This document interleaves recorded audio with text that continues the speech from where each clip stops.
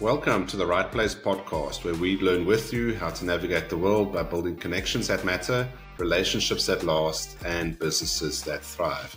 My name is John Watson, and today my guest is Ilana Steyn. Ilana is the MD at Company Partners since 2016. It's a company based here in Cape Town, but with offices around the country. And Ilana and I met a couple of years back at the Cape Chamber of Commerce and Industry. Ilana, great to talk to you today. Thank you so much for your time. Thank you, John. Wonderful to be here with you today. Great opportunity. Thanks. Thank you, Ilana. Now, Ilana, like I said, we met a few years back at the Cape Chamber of Commerce, and you and I serve on the Tygerberg chapter on the committee there. And you've also been a supporter of our Clara Business Network. And your company, Company Partners, is our sponsor for our next event with the Mayor of Cape Town. Really looking forward to that event. Thank you so much for your sponsorship there. What can people expect to learn about Company Partners on the night? John, I think it's we're actually there to listen to the mayor, but the Company Partners will definitely be there to maybe just answer some questions around business registration and compliance. We've got about 135 services that we offer, and everything to do with how do you get your business started to getting your business to grow. So we're there to actually just be the backbone of the evening, give the support to you guys as well, and actually also learn from the mayor what he has to share with us.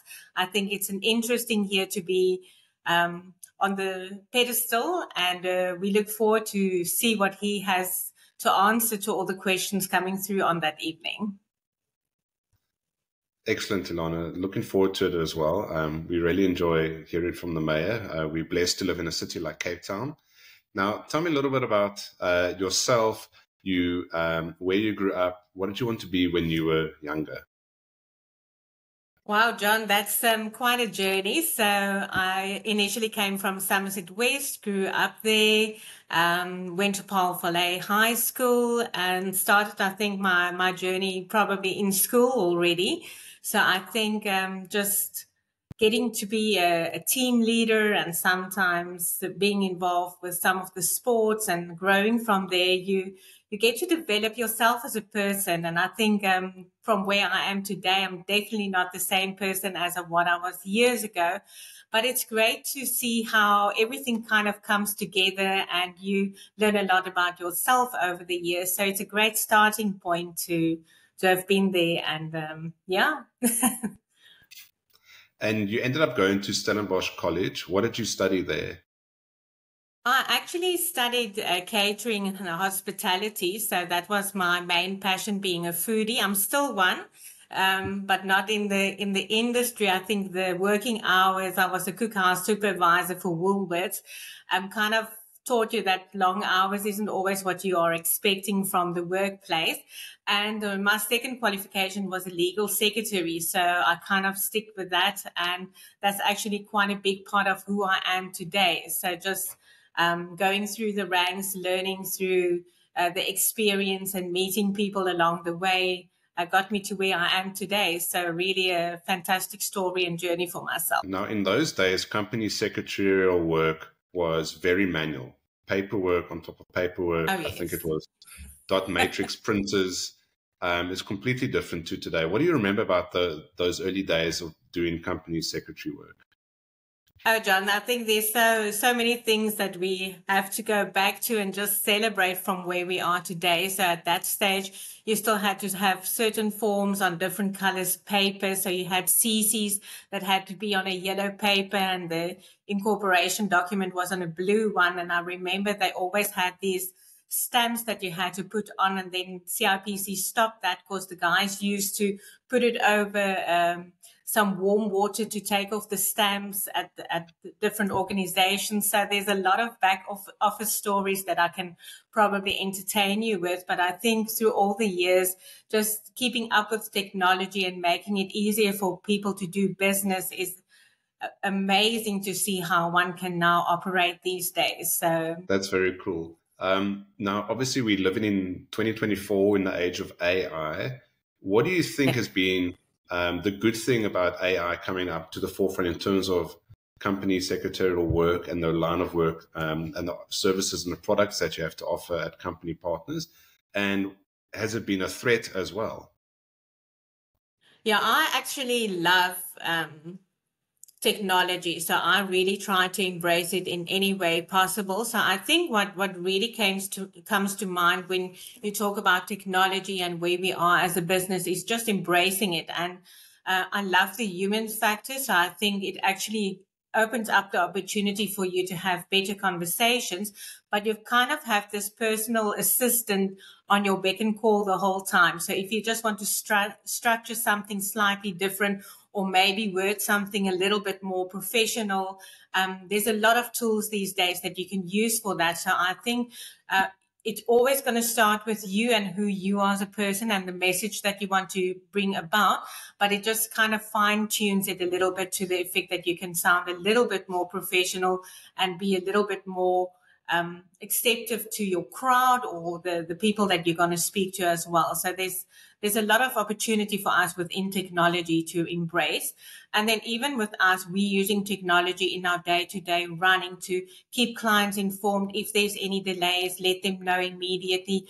We use a lot of WhatsApp communication with clients because I think essentially when people start thinking about registering a business, they're probably still in the industry or working for a boss. So communication telephonically isn't always available.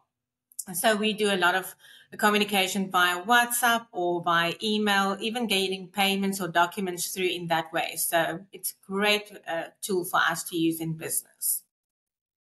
I like what you said about AI because my approach over the last couple of months has been to embrace the technology and to use it to give you different options. Because sometimes our small little human brains can't figure out all the different options available to us, or the tone of voice we want to write this email in, or the things we should consider including in a business proposal. So then to use the technology to do that, but then to use our human brains to make the final decision. Which direction do we want to go to? AI has given us these couple of options, and then we choose a combination of them or one or two of them, put that together, and then put our own human stamp on it. Would you agree with that? Absolutely. Yeah, I totally agree, John. I think over the section of using AI and things like ChatGPT and all the options that's out there, you still need the human touch. I mean, I can receive the information that it puts out there, but I still need to say, do I agree with that? Is that my voice that's being brought over? And I think that's an important part of not just putting it in and thinking that you're going to get an answer immediately. You need to kind of train it a little bit or give it the best information possible to give you the output that you might require. So there's a little bit of input that you need to give from your side as well. Company Partners has been around for many years, and you joined there in 2016. What sets Company Partners apart from other companies that provide similar services or products? John, I think we really embrace the journey of the entrepreneur. It really gets to a point where you'll see behind me, we've got a timeline of things that we've done over the years as well. And we really want to be there at the forefront where the clients ask the question. So we don't need to use too difficult jargon. We need to do it at the quickest time possible and really bringing the expertise on board. So we've really spent a lot of time and effort getting the right people in the right places to deliver the service to the clients. And I'm just a WhatsApp away. So even some of my clients that's still with the company when I started my business in 2004 are still clients of ours. So really having that communication with the people to say, wherever you get stuck, whatever the question might be, I'm there for you. And if I don't know immediately, I'll find somebody that can do that. And that's wonderful of having a network of professionals part of your organization as well. That's great to hear, because I think a company like yours is very important to the journey of an entrepreneur, even someone just starting out. I often say, I've been an ex-auditor. It's the finer, smaller details that can catch you out eventually. If you're found non-compliant, it can lead to years and years of trouble, be it with SARS, with CIPC, or any of the other regulators that you need to comply with. So if you've got someone in your corner fighting for you, and reminding you of the submissions or how to stay compliant, it can help you, and it can definitely help you sleep better at night. Absolutely. And I think the other thing is, because this is what we do on a daily basis, we kind of keep up to date with everything that's happening. So we pay that forward to the client. We inform them via newsletters. We keep them abreast, and you don't have to go through acts and sessions and all of that. We do that, and you know that you are in good hands. So yeah, feel quite comfortable that way. Excellent. Now, given what the nature is of your business and company partners, you obviously interact a lot with the CIPC. You depend on them. You depend on their systems as well. How has that relationship developed over the years? And what do you feel are some of the things that CIPC could maybe improve on their side?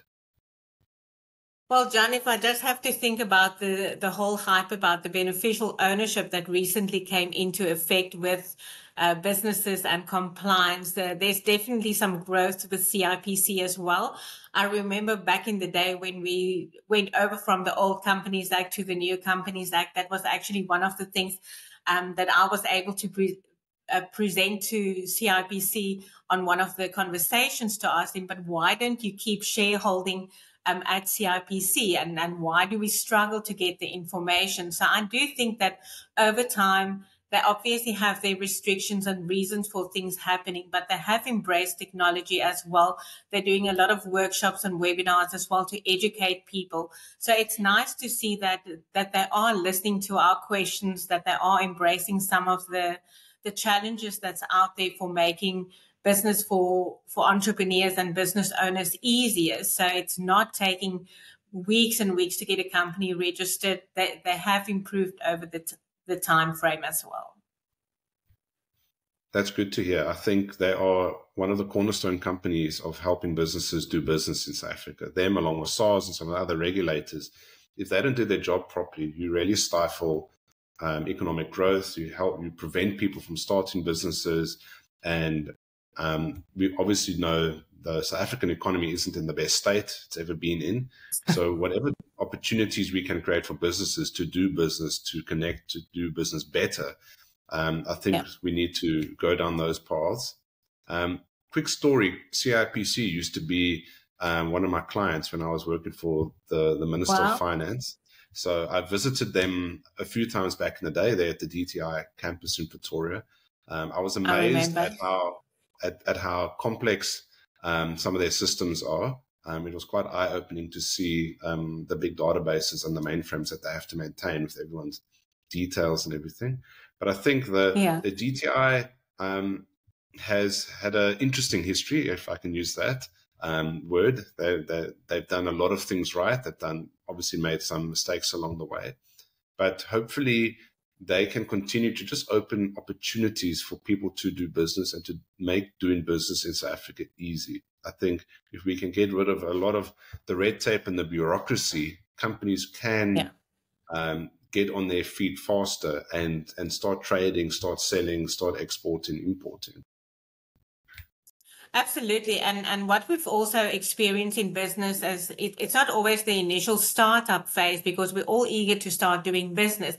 But there's a few things that you also have to have in place if things maybe do not work out as you would like it to work out. So that's where the education from our side at Company Partners also comes in, to know what the shareholders agreement is, what's the difference between the MOI and the shareholders agreement, and how those things can affect you later in business, or even just the structure. Maybe you want to have a little bit of a holding structure, putting some of the assets in the one company and some of the assets in other companies, and having some joint venture agreements with different parties. So getting the structure at CIPC, I would probably say that's the easy part. It's understanding the business and to make sure that it's sustainable, and just knowing your requirements as a director and a shareholder that really comes into effect when you start running the business and you have to look after your staff and the interests of the shareholders as well. Absolutely, Ilana. I think that is, the core of it. You need to have things properly in place, but then also understand if I need to expand, if I need to bring on more shareholders or more directors, what steps do I need to take? What paperwork do I need to fill in and ensure my compliance is correct? Because especially if you want to do a joint venture or a merger or sell your business, you don't want to get caught up by the admin and your things aren't in place. Oh, That's gonna be a big red flag for anyone out there.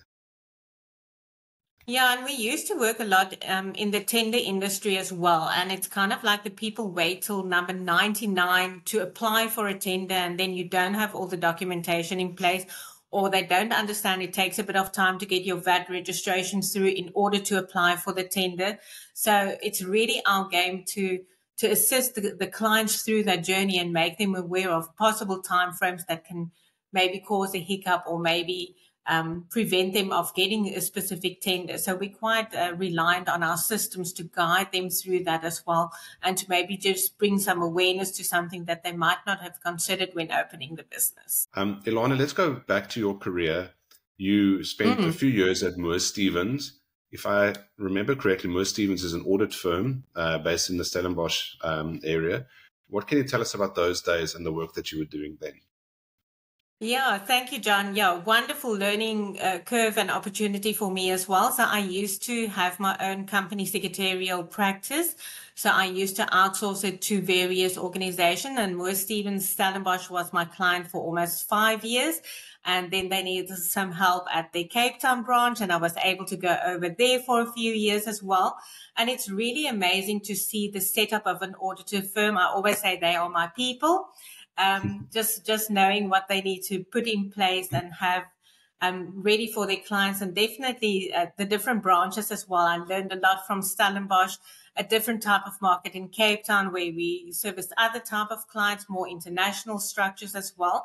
And I think it's part of the success story of who I am today, is the opportunity that one gets, and also the trust that an organization like that has with you to say we are able to use you as a contractor to keep everything up to date and communicate with the clients. I've been around the CA world, the audit firm world for many years, and I know how important the company secretaries are. And it's one of the first things you do when you audit a company. You show up, you look for the company records, all their CIPC forms, all the schedules of directors, schedules of shareholding, things like that. And I think people underestimate the amount of work that it takes to maintain those records. And no one wants to really pay attention to it. It's admin, you put it in the file and you forget about it until the day that you actually need it, until the day you want to sell your company or you want to merge or you want to do a big transaction and someone needs that type of information. How has that landscape changed over the years with the move to digital? Oh, wow, John, a lot. I think I was probably the person that had to implement a lot of those admin systems and getting the files ready and put the dividers in and get the documents sorted for the auditors firm. That's usually what I would do, is go in and get all the admin sorted.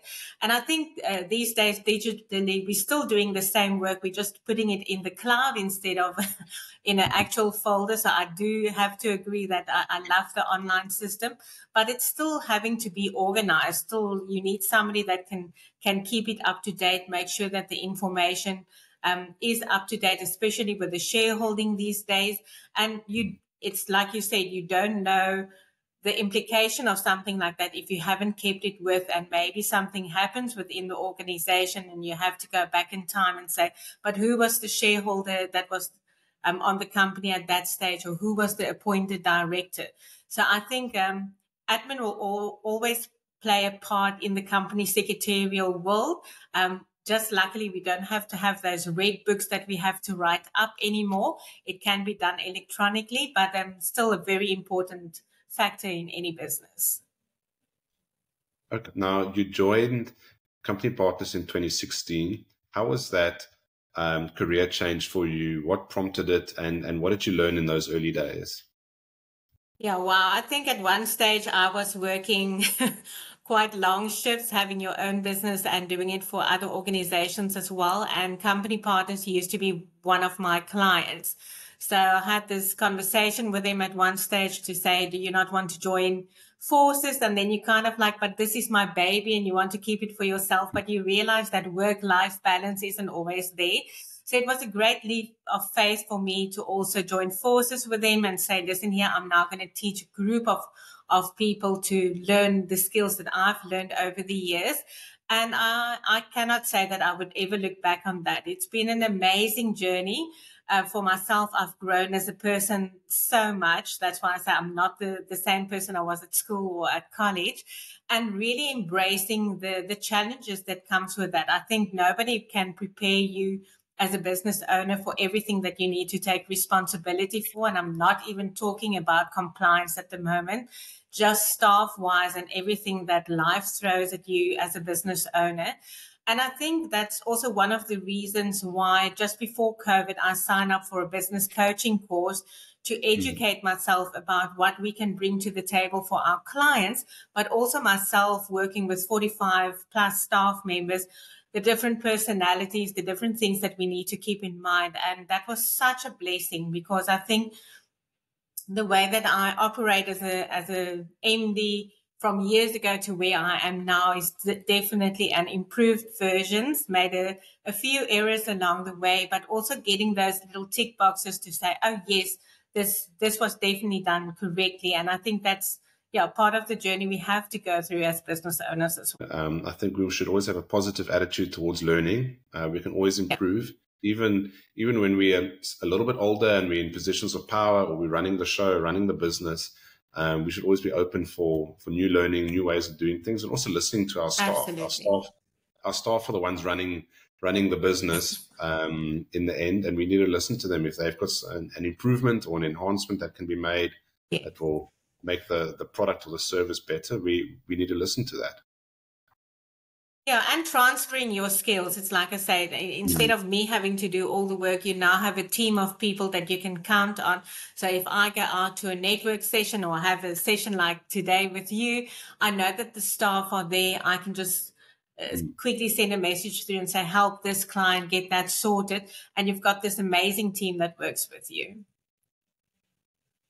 Now, talking about networking, like I said, we met at the Cape Chamber of Commerce and Industry event, and you've been attending the Clara Business Network on and off as well. What does networking mean to you personally, and then also professionally?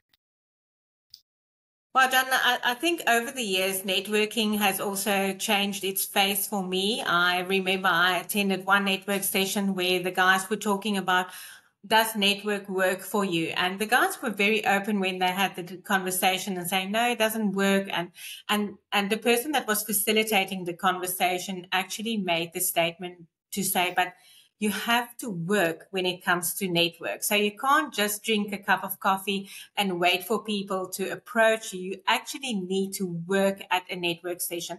And that, I think, really changed my mind around that, where I realized that if I'm going to attend something and I'm not going to put myself a little out there and say, hi, I'm Ilana, this is where I am, what I do, it's not going to work for you. And being an introvert, that was quite a big change for me.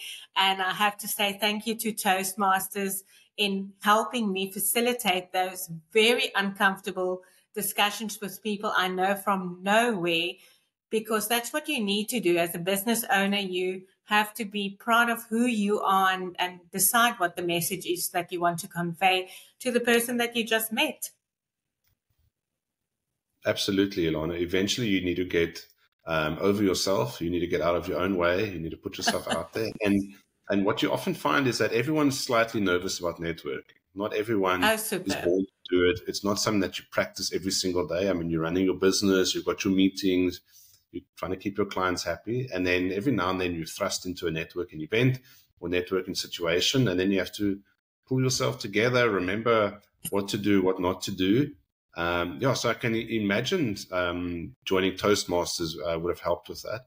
Well, I think the reason why I joined Toastmasters was specifically for what they called the table topics at that stage. So it was about, you get a conversation, you have to have a 1 to 2 minute discussion on a topic that you have no idea about. And at one stage in the office and with the network sessions, when the staff comes in, I had a little row in front of my office of everybody that wants to pick your brain and just have a discussion with you. And it's literally like the one meeting after the other, your mind needs to shift and you need to focus and you need to give your attention to that. And I think that really helped with with getting the calmness in the situation to say, but you've got this, you've got a structure, you know what words to use, you plan a bit ahead. And that's why I like what you said earlier about educating yourself. Even till today, putting yourself in situations you've never been in before, just to be prepared already helps a lot with those nerves. So I think there's a lot to learn in business and presenting and networking that one can actually apply in your day to day as well. I think everyone can be a public speaker to a certain extent. I don't think everyone can be a professional speaker, be like Tony Robbins, be on stage, be loud, be all over the place, high energy. But I think everyone has the capacity and the capability to say a talk at a table, to do some opening remarks, do an introduction, do the thank yous at a wedding or an event or something like that. Yeah.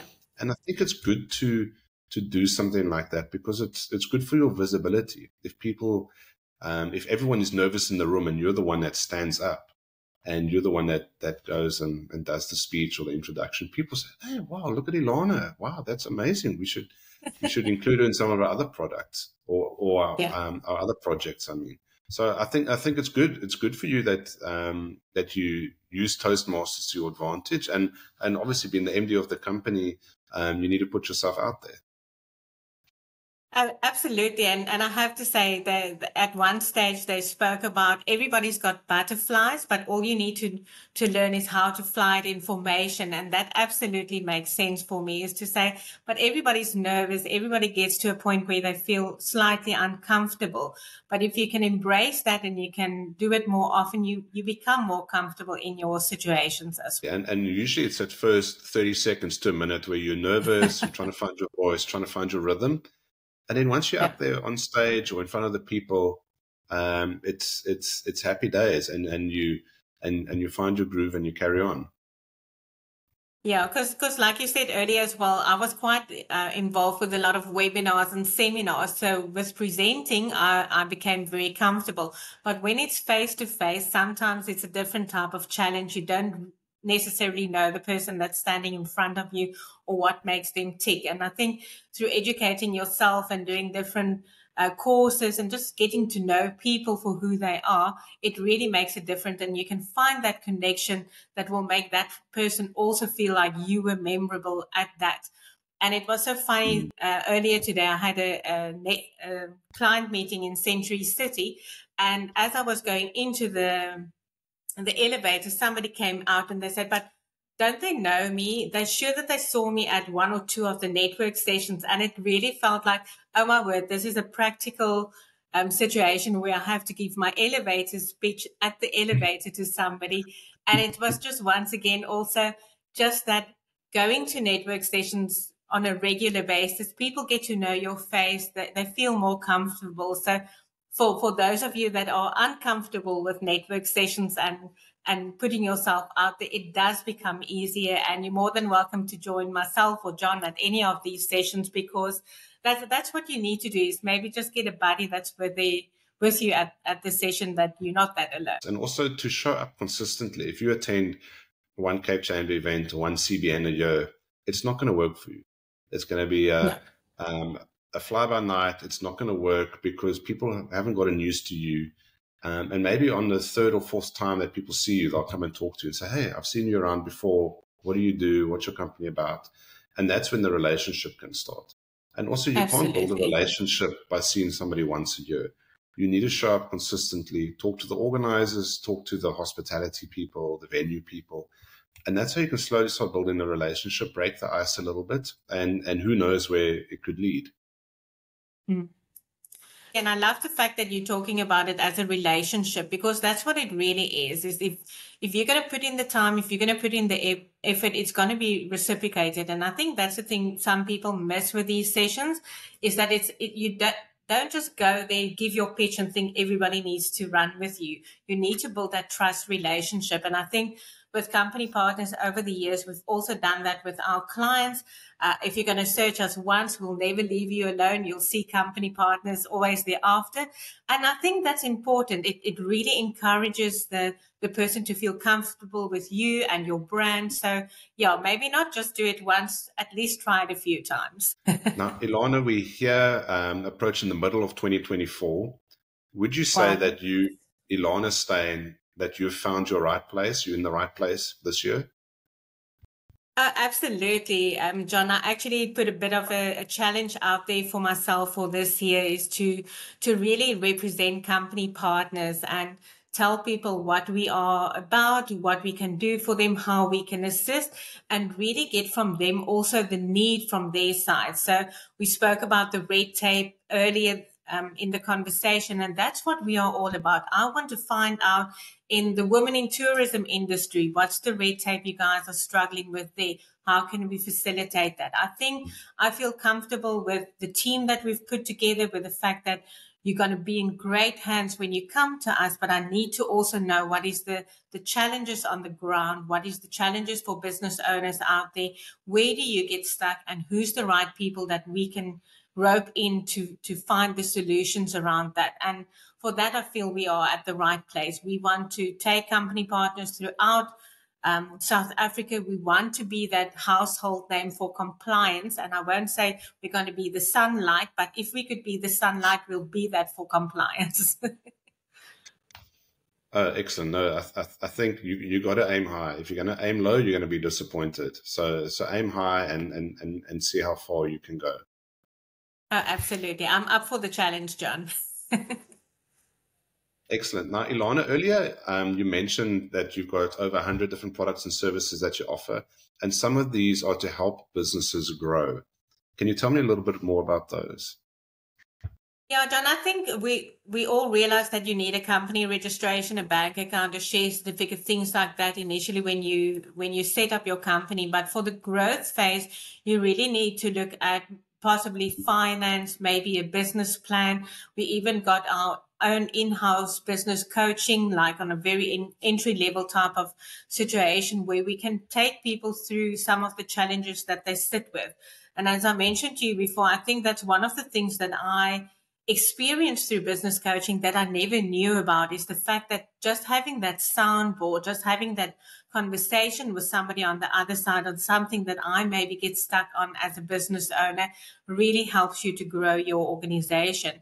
And then, like we said, using technology, having good systems in place, those are all key elements of having your business at a good position, because when you are one person versus three persons, maybe versus 10, your system starts changing. You might need to have employee contracts, or you have to have employee contracts in place. You might need some joint venture agreements because you're growing.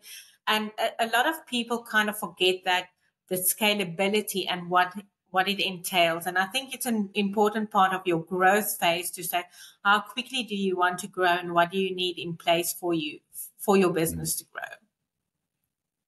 Absolutely. I'm a big proponent of business coaching. I think oftentimes business owners spend so much time working in the business and not enough time working on the business. Yeah. They miss a lot of opportunities because they're so internally focused, or they think they've got it all figured out. So I think if you can invest time with a business coach, it will return tenfold, 20-fold down the line, because you have gotten out of your own way. You know what you don't know, you know what you need to implement, and you can actually get to your targets and your dreams faster by working together. Absolutely. And I think a lot of times, especially when you're a startup, it's kind of like you're very cash sensitive. So you say, but why do I need an accountant, or why do I need a business coach? And it's kind of not the priority until you maybe understand what the role is somebody like that can play within your organization, maybe preventing you from having some penalties at SARS, or your business being deregistered because you didn't lodge some returns. So sometimes we have some hard school fees that we have to pay as business owners. So I definitely think that if you are open to it and you maybe want to ensure that your company has a longevity, it's really important to get those people in on an earlier basis. And you must outsource your weaknesses. If you're not good at something, find someone that can help you with it. Then you can focus that time and effort and energy on the things to grow the business faster. But if you're going to be doing Absolutely. everything from A to Z in the business, you're going to run out of talent. No one is so good. No one is so good. You need to have the right partners in place. And I think a company like Company Partners can go on a journey with you, right from the startup all the way through, ensure your compliance is right, help you with the business coaching, help you grow your business, and you can get there so much faster.